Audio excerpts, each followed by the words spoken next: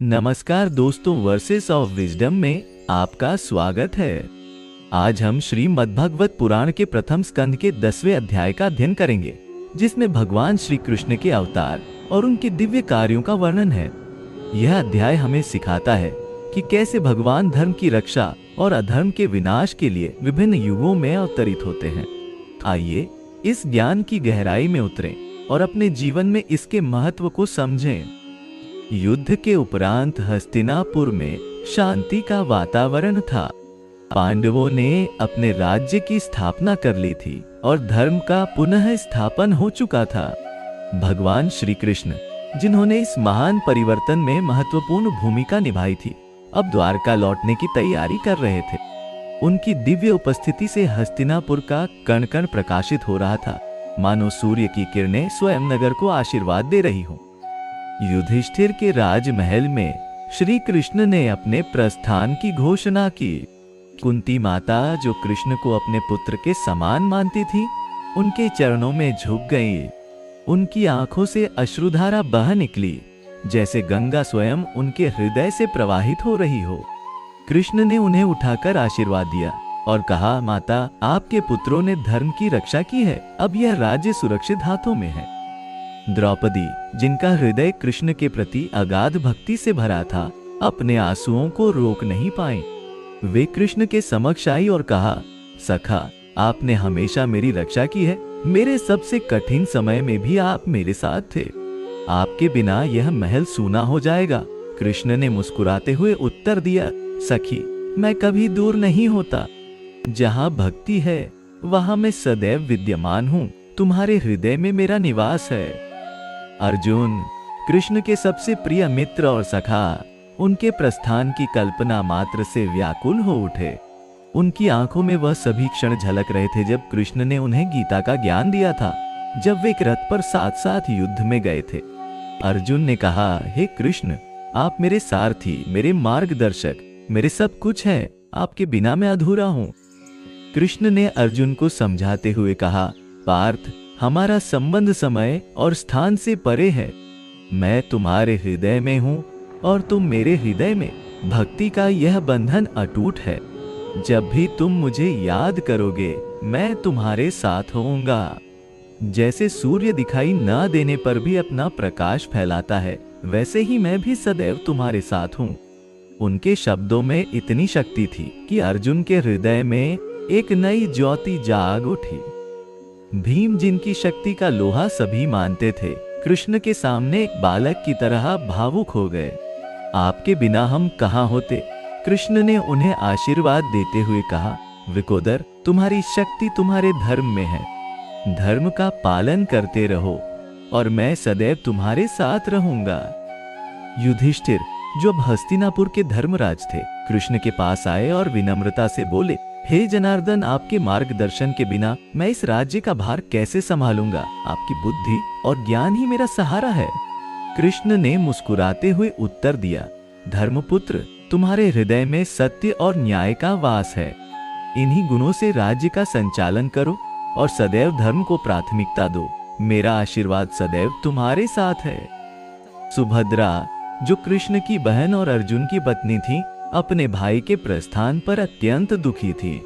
कृष्ण ने उन्हें गले लगाया और कहा, प्रिय बहन, तुम मेरे और द्वारका के बीच एक सेतु हो।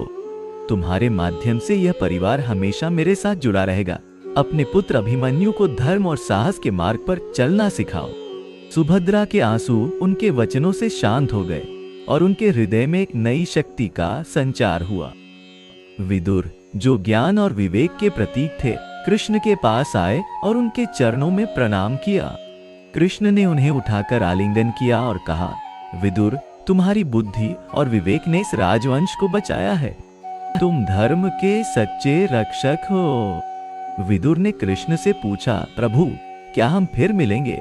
कृष्ण ने मुस्कुराते हुए कहा, भक्त और भगवान का मिलन निरंतर है। प्रस्थान से पहले कृष्ण ने सभी को एक अंतिम संदेश दिया। उन्होंने कहा, प्रियजनों, यह विश्व माया का खेल है। सुख और दुख, जय और पराजय, ये सब क्षणिक हैं। सत्य केवल आत्मा और परमात्मा का संबंध है। अपने कर्तव्यों का पालन करो, धर्म का मार्ग न छोड़ो और सदैव भक्ति में लीन रहो। मैं तुम सबके हृदय में वास करता हूँ और जब भी तुम मुझे पुकारोगे मैं तुम्हारे साथ होऊंगा। कृष्ण के शब्दों ने सभी के हृदय में एक अलौकिक शांति का संचार किया।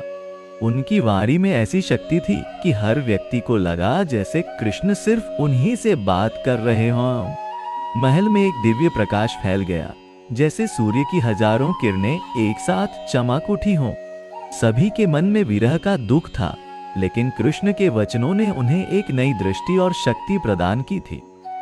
अंतिम क्षणों में कृष्ण ने अपने रथ पर सवार होने की तैयारी की। उनका सुदर्शन चक्र दिव्य प्रकाश बिखेर रहा था और उनके 5 जन्य शंख की आभा चारों ओर फैल रही थी। यह रथ साधारण नहीं था, इसके चक्र काल के प्रतीक थे और इसकी ध्वजा पर गरुड़ का चिन्ह था, जो दिव्य शक्ति का प्रतीक था। आकाश से पुष्प वर्षा होने लगी, मानो देवता स्वयं कृष्ण के प्रस्थान का सम्मान कर रहे हों। हस्तिनापुर के सभी नागरिक अपने घरों से बाहर निकल आए और मार्ग के दोनों ओर खड़े होकर कृष्ण को विदाई देने लगे। उनकी आंखों में आंसू थे, लेकिन हृदय में कृष्ण के प्रति अगाध प्रेम और भक्ति थी। रथ धीरे धीरे आगे बढ़ने लगा। पांडव और उनका परिवार कृष्ण के पीछे पीछे चलने लगे। अर्जुन ने कृष्ण के रथ के साथ कुछ दूर तक चलने का निश्चय किया। वे नहीं चाहते थे कि उनका सखा उन्हें छोड़कर जाए। कृष्ण ने मुस्कुराते हुए अर्जुन से कहा, पार्थ, तुम्हारा कर्तव्य अब यहाँ है। अपने परिवार और राज्य की देखभाल करो। मेरा आशीर्वाद सदैव तुम्हारे साथ है। नगर की सीमा पर पहुंचकर कृष्ण ने एक बार फिर सभी की ओर देखा। उनकी आंखों में अपार करुणा और प्रेम था। उन्होंने अपना हाथ उठाकर सबको आशीर्वाद दिया और कहा, मेरे प्रियजनों, मैं सदैव तुम्हारे साथ हूँ। जब भी तुम मुझे याद करोगे मैं तुम्हारे समक्ष होऊंगा। धर्म का पालन करो और अधर्म का त्याग करो, यही मेरा संदेश है। इतना कहकर उन्होंने दारुक को रथ आगे बढ़ाने का संकेत दिया।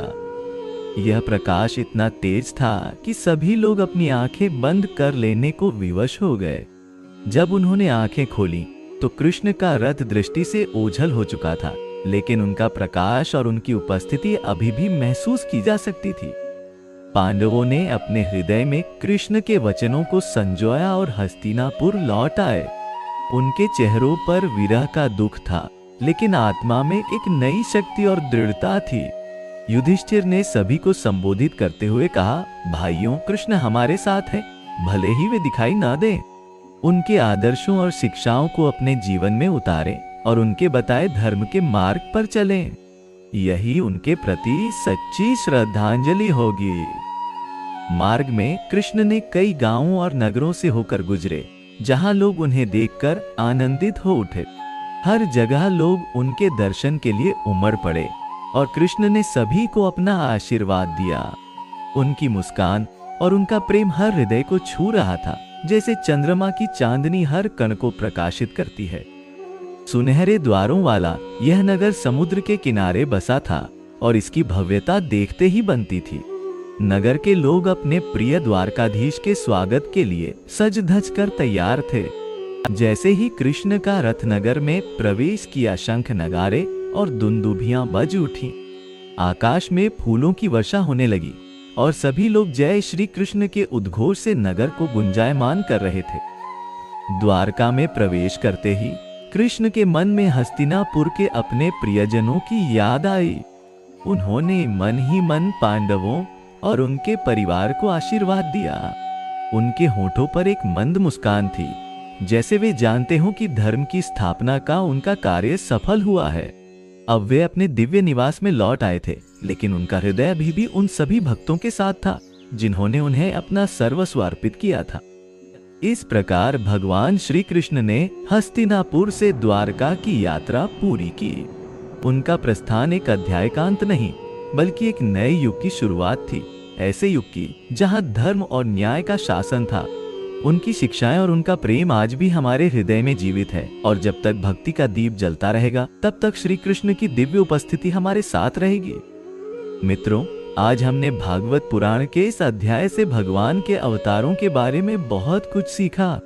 यदि आपको यह वीडियो पसंद आया तो कृपया इसे लाइक करें अपने मित्रों के साथ शेयर करें और वर्सेस ऑफ विजडम चैनल को सब्सक्राइब करें ताकि आप ऐसे ही आध्यात्मिक ज्ञान से भरे वीडियो देख सके। आपके समर्थन के लिए हार्दिक धन्यवाद। जय श्री कृष्ण।